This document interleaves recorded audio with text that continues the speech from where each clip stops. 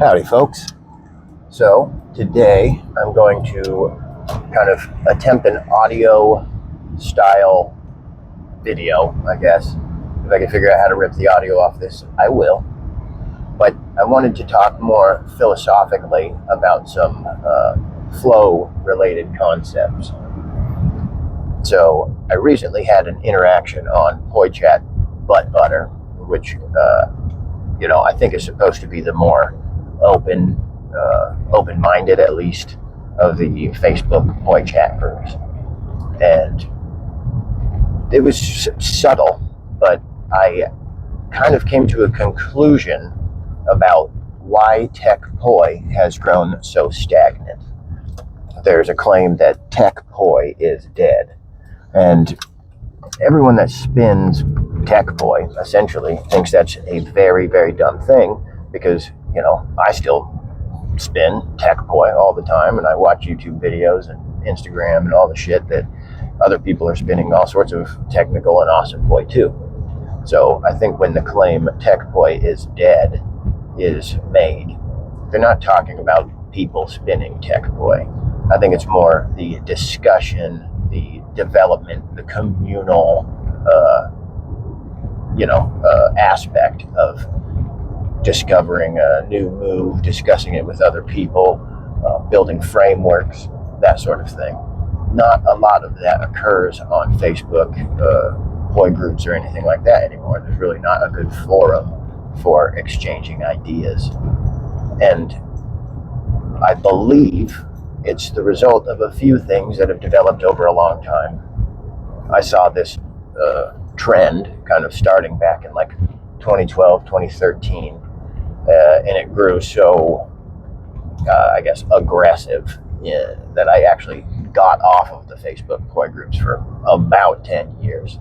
I poke in there once in a while, but I just kind of, disregarded the groups as a thing because there was no real activity as far as discussing concepts or, it's essentially my tech poi has been in the private messages or in group chats, because you'll find like-minded people that aren't stubbornly refusing to consider different ideas, And so the interaction that I had on Butt Butter was a fella posted a video about weaves and counting beats. And the way that he was counting beats was different than the majority of people count beats. The most common way to count beats is to consider a symmetrical weave with each hand doing 3 beats. Just count one hand and call it a 3-beat weave, right? And that's kind of the basic idea that has been proliferated amongst the general practitioners of tech poi, let's say, right? And so because most people count beats referring to one hand and calling it a 3-beat weave, I decided to post a video, and the comment with my video was, this is another way to count beats. Other people probably do it different. And in the video, I demonstrate a way to count beats where you're counting symmetrically, right? And in the video, I demonstrate a 3-beat counting method where the hand switches which hand's on top, 1, 2, 3, and then if you just stop right there and start the cycle over again using the other hand, because they switch each time, it would be a 3-beat count for a particular symmetrical weave. I also demonstrated that you can count 4 beats for the same weave by thinking of it slightly differently. Instead of thinking your right hand and then your left hand and then your right hand and then your left hand alternating like that, you can consider your non-native hand and count it 4 beats, right? Because it is a symmetrical pattern, so there should be a symmetrical count somewhere in there.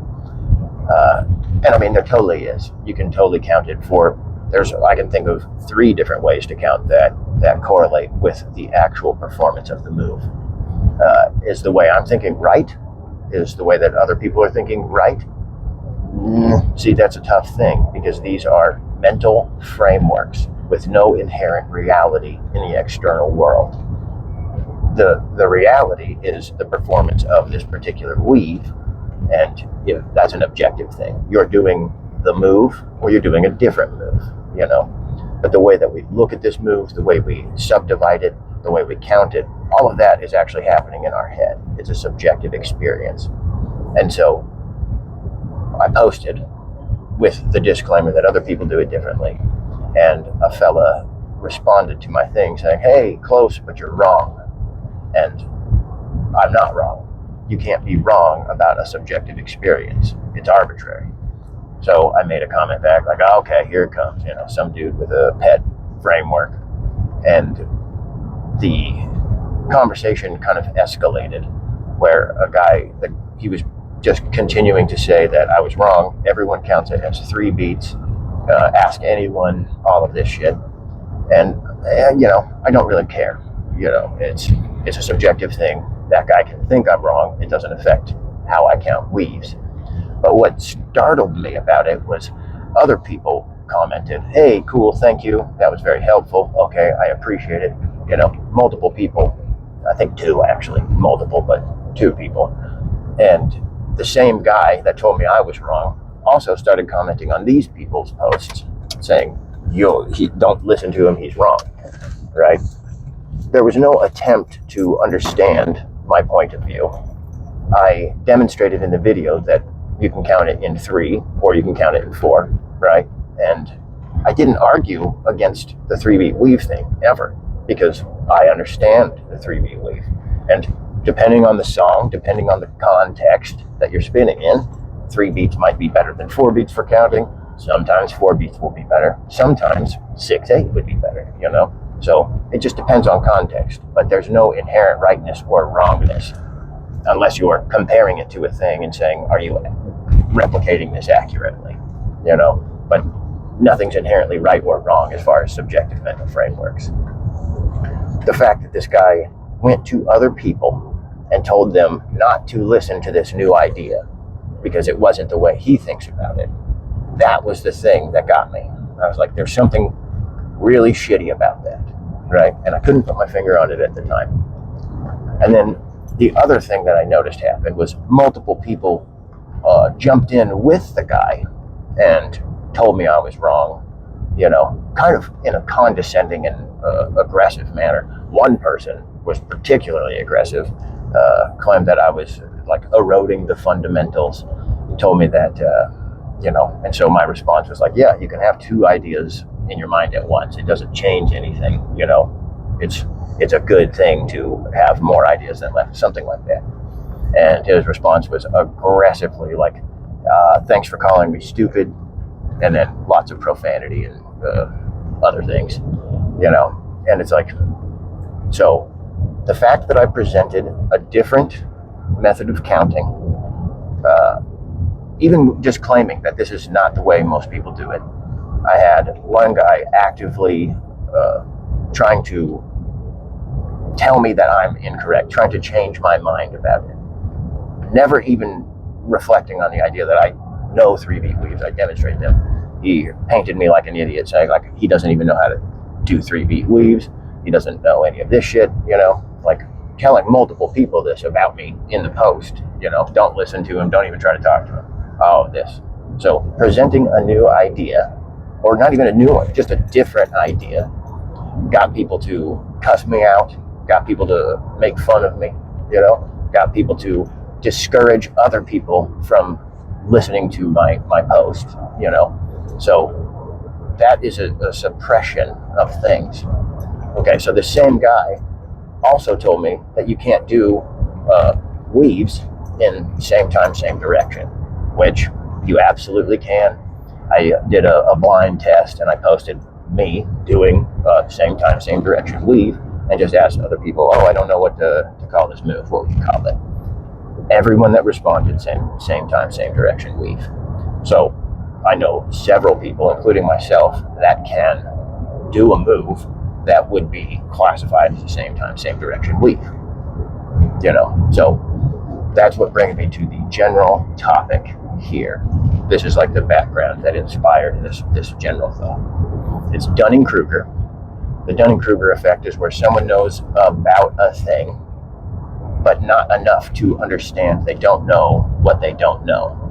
So they learn just enough to feel like they're really, really educated and that they're an authority when they're actually woefully undereducated. The guy that did not know you could do a same time, same direction weave because he said it was impossible is also the guy telling me that the only way to count weaves is in the 3-beat fashion. So clearly this dude, and apparently one of the cloud things was he's been spinning for decades. It's like, well, so have I, but if you've been spinning the same 10 moves for decades, it doesn't, the amount of time you've been spinning is kind of irrelevant to me, so that's the idea of the Dunning-Kruger thing. Some people are so confident in their ability without being aware of what they don't know that they think they're an authority, present themselves as an authority when they're not, right? So this guy was Dunning-Kruger hard. And rather than be willing to have an open mind and think differently, he spread his Dunning-Kruger to random people, to people that were completely unrelated to him, completely unrelated to anything but the topic at hand. And he was telling them to think less. Stop expanding your way of interacting with the poi, mentally, stop counting them differently, stop experimenting with these different subdivisions, right? He was stopping the growth of individuals with his messages. And aggressively, because the people that teamed up with him, I'm not kidding, were talking shit, The post is deleted. I screenshotted most of it, but the one guy that was like telling me to suck, like being vulgar, deleted his post, which I understand. It was embarrassing. That was an embarrassing post to be the poster of. So I get it. And like, ultimately I'm happy because maybe it means they did some self-reflection there. So that's the Dunning-Kruger aspect. The next part is dogma, right? There's a tendency to come up with a framework, make it your pet framework, make it dogmatic, make it that it is the only way to think about things. If you have that mindset, then you can say you're wrong because it isn't like this dogmatic point of view I have. You can't be wrong about subjective experience, about the way you label poi spinning, like the objective execution of the move can be wrong if you're trying to do a certain thing, right? But to think about it, a poi flower, is it better to call it a compound circle? Because they don't look like flowers. Are those petals? What flower does it look like? That's not anything but a label. It works effectively. So, I call them flowers. You could call them compound circles. You could call them as long as everyone knew what meant, then that's just an effective name. It's as effective as anything else. So the dogmatic resistance to change or to expansion or to other ideas, it's, very, very Inquisition-ish. I present an idea like, maybe the Earth isn't the center of the universe, and people attack me aggressively, right? And anyone that supports my idea is also attacked to a degree. I'm sure if they had argued back, they would have been called dumb, blah, blah, blah, So there was an active attempt to suppress ideas that are different than the dogmatic idea held by the individual making the attacks, right? So what do you think the result of Dunning-Kruger and dogmatic frameworks in poi spinning would be? The death of tech poi. That's the reason we have no more long conversations, no interactions and exchanges of ideas. The sort of interactions you see on there are people posting, mostly noobs, and then a bunch of people offering advice. Probably these dogmatic motherfuckers shutting people down, Oh, you're counting it in 4 beat. That's not how you do it. You have to count 3 beat. So these people who have learned things on their own are now being limited by these ideas, being forced on them, right? So there are two sorts of exchanges as far as ideas go. You can group them into two ways. The first way would be the echo chamber, where you only talk to people that agree with you and you dismiss the input of anyone else that isn't echoing your previously held dogmatic belief, right? The other one is the idea lab. And the idea lab is a sort of interaction and exchange of ideas where disagreement is encouraged, right? Because I might have a subjective framework about a particular thing that's different than yours. Doesn't mean it's wrong. I might just disagree because I feel like mine is better because X, Y, Z, or yours is less efficient because of X, Y, Z. And then you could explain to me why X, Y, Z is happening, or why you don't like X, Y, Z of mine, right? And then we could both learn because of our flexible frameworks, our flexible minds about these frameworks. We realize that you can use one framework and then in a second, in an instant, switch to a different one. No one in the audience will know. It will not affect the physical spinning of your ploy at all. It'll just affect the way you're thinking about it. And if one way is better for you for a set of moves or a particular style, then use it. And if another way is better, then use it. If you can, combine them and use both. If you can't, scrap one that isn't helpful. There's no right framework. There's only useful, less useful, and useless. Like calling you could come up with some really stupid and useless frameworks if you put your mind to it. So essentially what I'm begging anyone that's made it this far into this video is, don't worry about what other people think about your frameworks and your ideas. Just completely disregard the opinions of people that are dogmatic about their opinions. They might be Dunning Kruger, and they might just be making you not expand at the rate that you could. You could grow faster if you don't listen to these people that are refusing to grow, And then the next thing is support people that present new ideas. Don't tell them they're wrong. Explore them. Ask them questions. Ask them why they like this idea more. That's how that's tech boy. That's the tech boy conversations. That's how we develop new ideas, is we share these frameworks we stumble across and we can combine them. Like we become, all of us across the board become better if we share ideas and debate them publicly. We can find the merits of the ones that are the good ones, and then we can find the flaws in ones that are, less effective.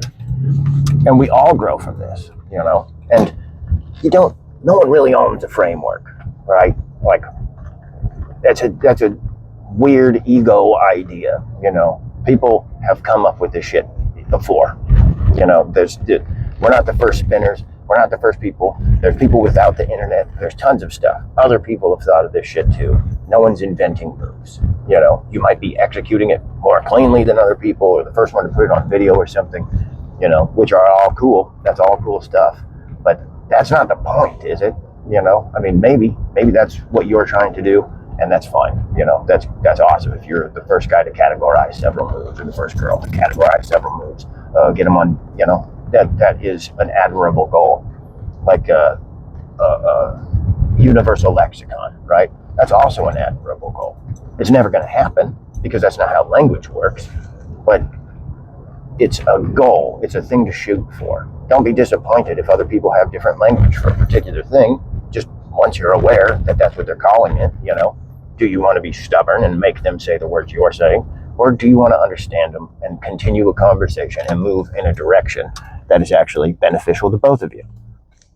I'd say the second option is probably better, So, and then the last thing I would request of you is, when you see people on these groups getting fucking bombarded by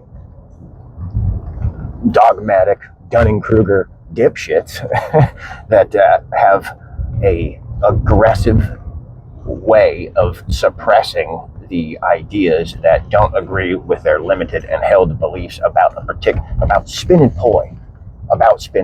It's not important to get emotionally involved and start calling people names and shit like that. Seems childish and ridiculous to me. My first impulse was just to go back to the, oh God, fuck fuck poi chat, fuck all the Facebook groups. The tech poi is in the DMs. That's how it's been for the last several years for me, and it wouldn't change anything for me to go back to that. Which, I'm not going to do that. But rather than just abandoning the toy chat kind of thing, I think it's important to call out what is actually happening on there, because it seems to me like there's a group of elite feeling spinners that demand everyone spin the way they do, and they will lambast you. I mean, I personally know some people, some people, not just one, multiple people that have been essentially socially blackmailed out of the Facebook groups, right? And if someone pushes back against this group of poi elitists, just like a dogma, just like an inquisition, they will get attacked.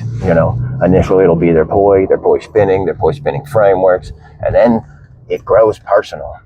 It grows more and more malicious, and these poi related arguments that escalate into personal attacks escalate to insane points.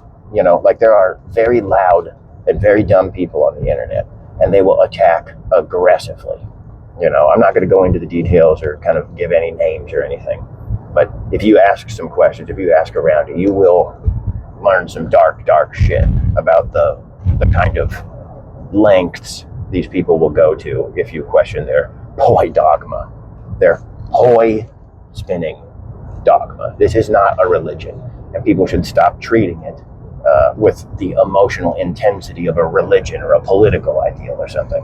It's startlingly ridiculous to do that. So I'm just going to kind of summarize everything real quick. I'll probably edit this down to just this part. But the Dunning Kruger thing is real. People do not know how much they don't know about poi spinning. Like, I know that I don't know a lot, and that puts me in a position to learn a lot more.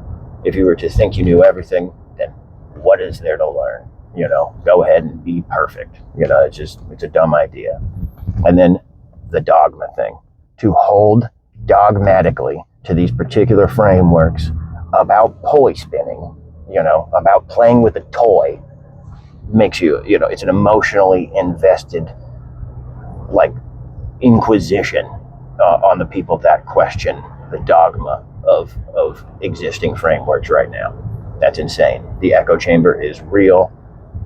We need to change that into an idea lab, like it was in the 2010s. That's what made it so cool, is people disagreed a lot and they talked about it, and then they came up with new ideas. And you don't have to change your mind, but it's good to know about other ideas. Why would you limit yourself like that?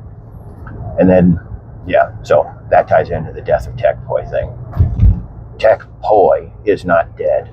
The communal expansion of tech poi ideas has been significantly inhibited by the dogmatic approach to frameworks, the echo chamber approach to ideas and discussion. It is extremely unfortunate. I don't perform anymore. That's not, I'm not in a part of my life where that is a thing that I can afford the time to do.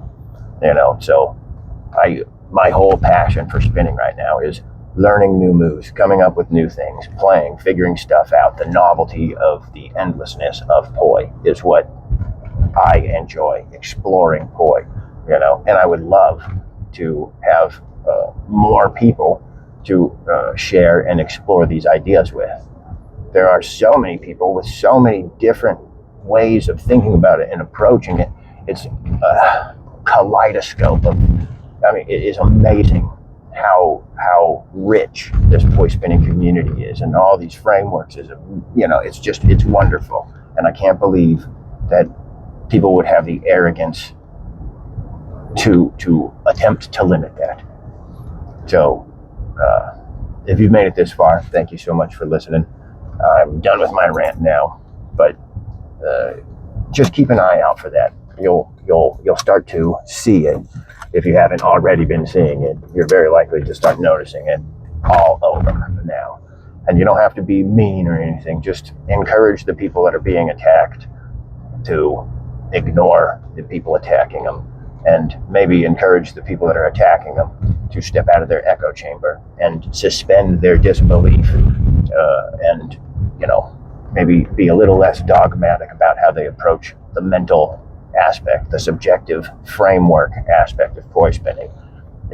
Or how about, if you don't have something nice to say, don't say anything. Like the thumper rule, dude. Are we so arrogant that we can't even remember the simple things that we were taught as little kids? It's never too late to learn playground rules. Yeah.